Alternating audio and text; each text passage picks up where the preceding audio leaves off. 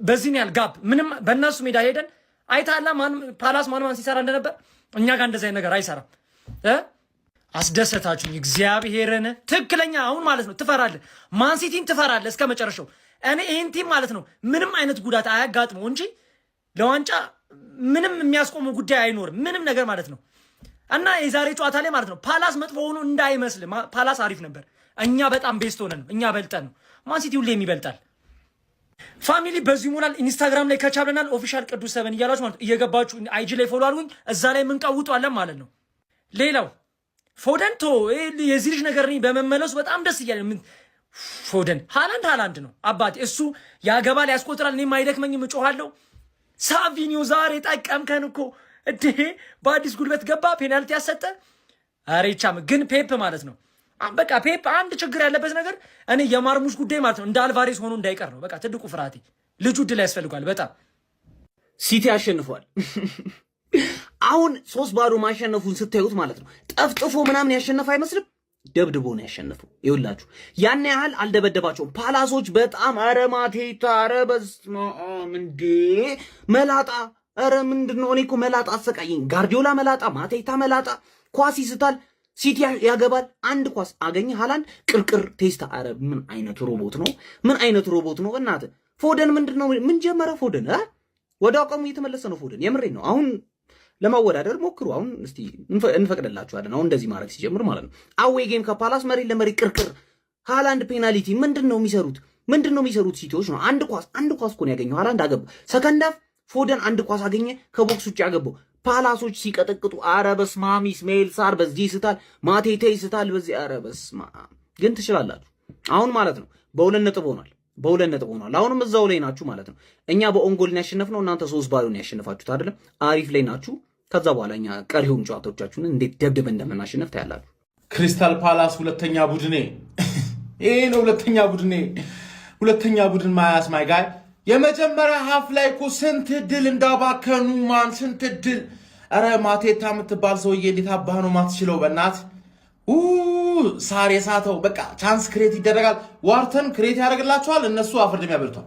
30 ደቂቃ ውስጥ ጎል ማግባት ሲያቅታቸው ግልጽ ነበር። ከዛ ደከማቸው ላትበላት። 2 ቶርናመንት ጨዋታ ያቁማ። ማን ሲቲ 3-0 አሸነፈ።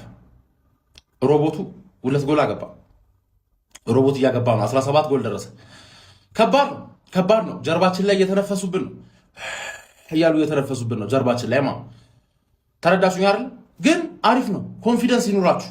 በተለይ የትላንቱን የአርሰናል ጨዋታ ካያችሁ በኋላ ምናምን በቃ በዚህ አይነትማ አይቀጥልም ምናምን ብላችሁ አብራ አታስቢ። ማን እንደሚቀጥል ማን እንደሚወድቅ እናያለን። አባቴ እኔ አሪፍ ሚዜ እንዲወጣሽ ነው የምፈልገው። አሪፍ ሚዜ ይወጣሻል። ደግሞ በተለይ ሁላ እንዳለ ሆይ ሲቲ ነው ዋንጫው የሚበላው ምናምን ያለ ሰውላ እንዳለ ወይ ያላ ከሆነልሽ ያበደ ነው።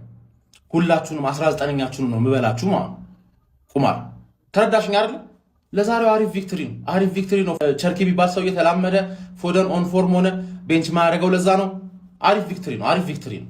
ሲቲ ፓላስን 3-0 ሜዳው ድረስ ሄዱ። በስመ አብ ጭራሽ ያልጠበቅኩት ውጤት ጭራሽ ማለት ነው። ፓላስ በጣም አዛቲም ነው፣ ግን ሲቲ ያዳምጣል ወይ እኮ ነው።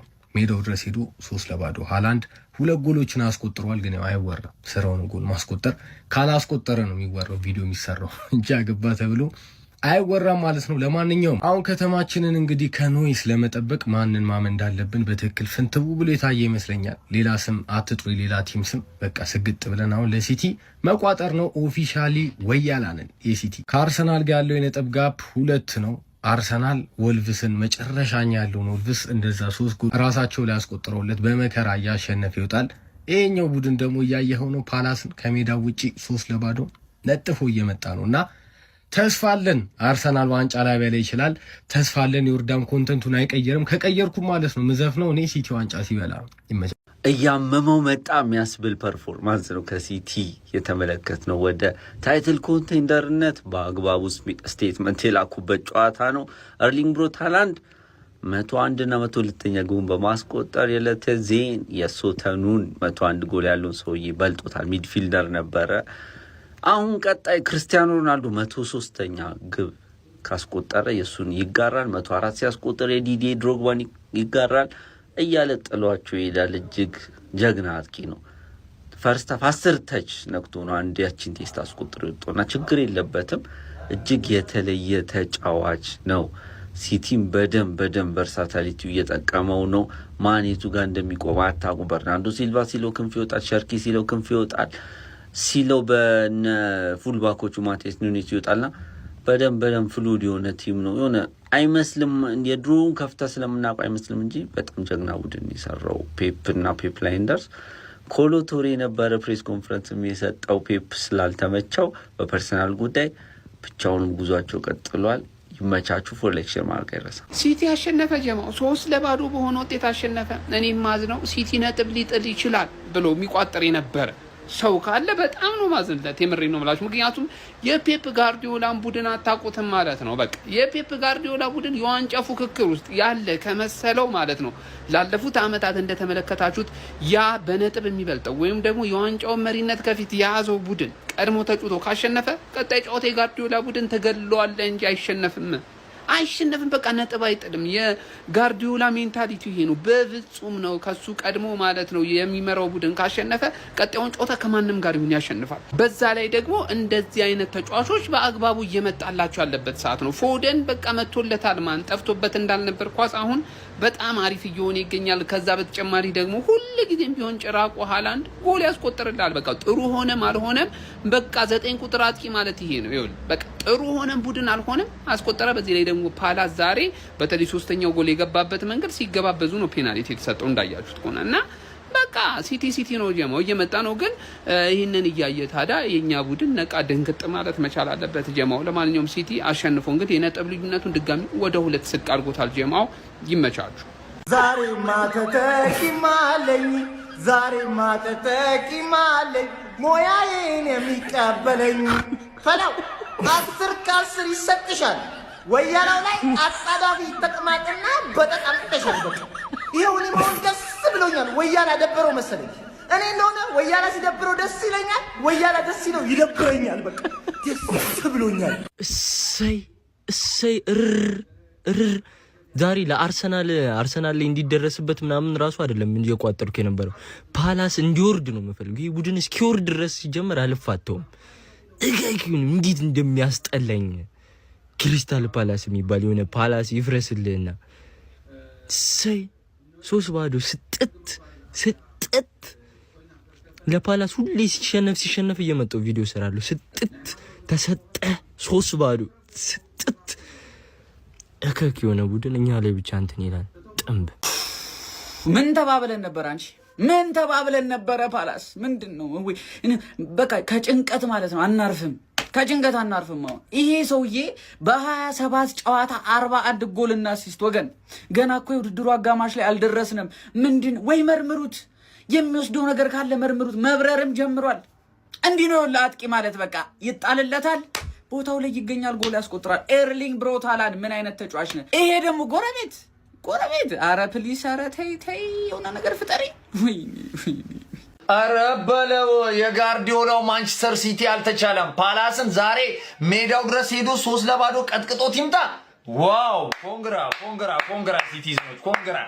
በስማም ባይዜ ማለት ነው። ግን ፈርስት ሃፍ ቆንጆ ጥሩ ተጫውቶ ነበር። እውነት ለመናገር ፓላሶች በግብ ሙከራ ራሱ እጅግ በጣም ጥሩ ነበሩ። ግን ምን ዋጋ አለው? ማንቸስተር ሲቲ ሰከንድ ሃፉን ጌሙን አበላሸባቸው።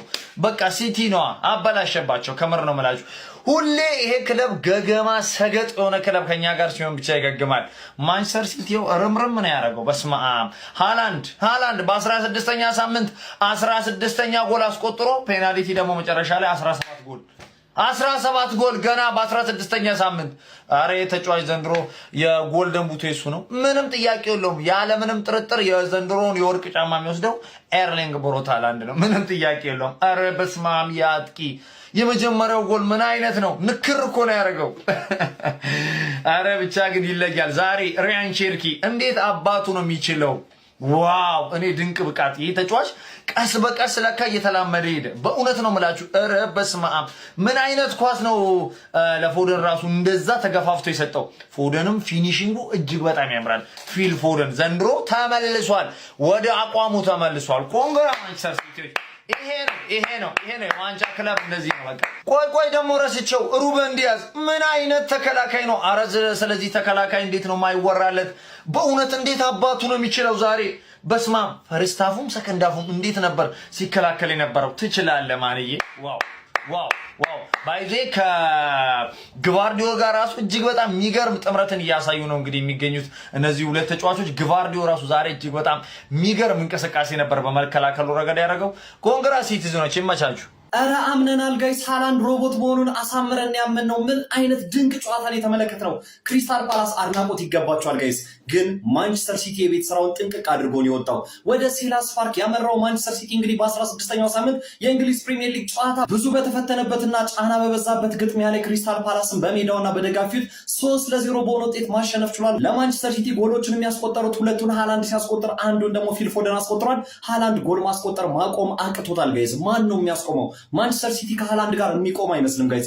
ምን አይነት አስደናቂ ጨዋታ ነው! ምን አይነት አስደናቂ አጨራረስ ነው! በቃ ብዙ እድል እኮ አይፈልግም በጨዋታዎች ላይ 1 እና 2 እድል ካገኘ በቂው ነው። ዘንድሮ በሁሉም ውድድር ለክለቡና ለሀገሩ 27 ጨዋታዎችን አድርጎ 35 ጎሎችን አስቆጥሯል። በዛ ላይ ደግሞ 5 አሲስቶች፣ 40 የጎል አስተዋጽኦ በ27 ጨዋታ። ኤርሊንግ ብራውት ሃላንድ ምን አይነት እብድ የሆነ ተጫዋች ነው!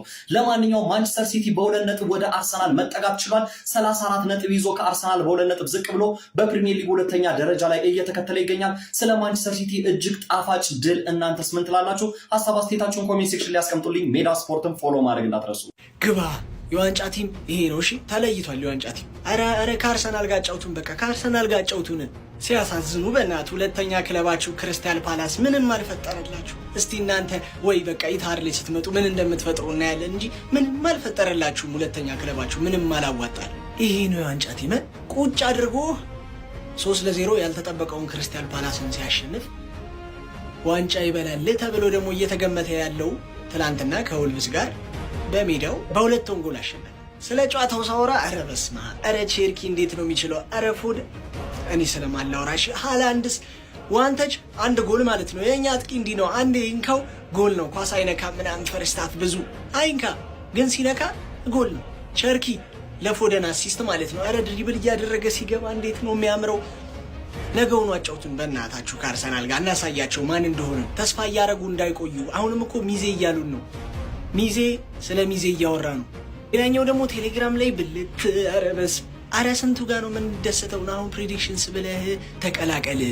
የተጫዋቾች ሬቲንግ እመጣበታለሁ። የፕሪሚየር ሊጉ የዋንጫ ፉክክር ጡፎላችኋል ጋይስ። በ16ኛ ሳምንት እንግሊዝ ፕሪሚየር ሊግ መርሃ ግብር እጅግ በጣም ፈታኝ የሆነውን የኦሊቨርን ግላስነሩን ክሪስታል ፓላስ ከሜዳቸው ውጭ ሰለረስ ፓርክ በመጓዝ የገጠሙት የፔፕ ጋርዲዮላው ማንቸስተር ሲቲዎች 3-0 በውጤት ከነ ክሊንሺት ማሸነፍ ችለዋል። ፓላሶች በዚህ ጨዋታ ላይ በተለይ በመጀመሪያው አጋማሽና በሁለተኛው አጋማሽ የመጀመሪያ ደቂቃዎች ላይ በርከት ያሉ ጎል የሚሆኑ አጋጣሚዎችን አግኝተው የነበረ ቢሆንም ሲደረደሩ እነዛን እድሎች ሳይጠቀሙባቸው ቀርቶ ነበረ። በተቃራኒ ማንቸስተር ሲቲዎች ግን ያገኟቸውን እድሎች በመጠቀሙ ረገድ በጣም የተሻለ ቡድን ነበሩ። በዚህ ጨዋታ ላይ ማንቸስተር ሲቲን 3ቱን የማሸነፊያ ጎሎች ማስቆጠር የቻሉ ተጫዋቾች ኤርሊንግ ብራውት ሃላንድ 2ቱን እንዲሁም ደግሞ ፊል ፎደን 1ዷን ነበረ ማስቆጠር የቻለው። አንዱ የኤርሊንግ ሃላንድ ፔናልቲ ጎል ነበረች፣ አንዷ ደግሞ በግንባር የተቆጠረች በጣም አስደናቂ ጎል ነበረች። ፊል ፎደን የሚያስቆጠረው ኳስ በጣም ማራኪ ነበረች። ከቦክስ ውጪ ነበር ጠልዞ ማስቆጠር የቻለው። አሲስቱን የሚያደርገለት ቼርኪ ነበር። 6ኛ አሲስቱም ሆኖ ተመዝግቦለታል ማለት ነው። ለማንኛውም መድፈኞቹ አርሰናሎችን እግር በእግር እየተከተሉ የሚገኙት የፔፕ ጋርዲዮላዎቹ ማንቸስተር ሲቲዎች አሁን ላይ በፕሪሚየር ሊጉ 34 ነጥቦችን በመያዝ ከአርሰናል በ2 ነጥብ ዝቅ በማለት 2ኛ ደረጃ ላይ ተቀምጠዋል። ስለዚህ ጨዋታ ያላችሁን ሀሳብ ኮመንት ሴክሽን ላይ አካፍልኝ። በናና ቤት ላይ ጓደኛችሁን በመጋበዝ ገንዘብ መስራት ትችላላችሁ። የፕላስ ምልክቱን በመጫን ፈጣንና አዳዲስ የሆኑ እግር ኳሳዊ መረጃዎችን ማግኘት ትችላላችሁ። ለቋጠረው የታለ ሲቲ እንዲሸነፍ ሲቆጠር የነበርክ ሰው እንዳለ 3-0 ክሊንሺት ይዘን በክሪስታል ፓላስ ሜዳ ሲቲ ነጥብ ይጥልበታል ተብሎ የታሰበው ክሪስታል ፓላስ ቅጥቅጥ ሲቲ እቺን ቪዲዮ ሼር ኮፒ ሊንክ እያረክ ፎሎ እያረክ ትመለከተኛለህ ማለት ነው። ሃላንድ እንዴት ነው የሚችለው ጋይስ? ይህ ሰውዬ እኮ ካላገባው አልወጣም። ፎደንም እንደዚህ አይነት ባህሪ አምጥቷል ጋይስ። ምን ይሻለናል? እሺ የሼርኬስ ነገር ለፎደን የሰጠውን አይታችሁታል ጋይስ። ኢቲ ሙሉ ለሙሉ ነው የተጣመረው ነው ብላችሁ በተለይ ከቼርኪ ጋር በስመ አብ ሊያው ዊዛውት ዶጉ ይሄ ዊዛውት ዶጉ ክሊን ሺት ይዘን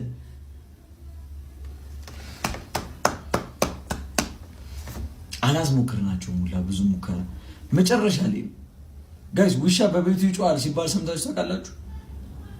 ከዛ በኋላ ግን ትንሽ ገብታችሁ ቤቱ ቁጭ ስትሉ ይለምዳል።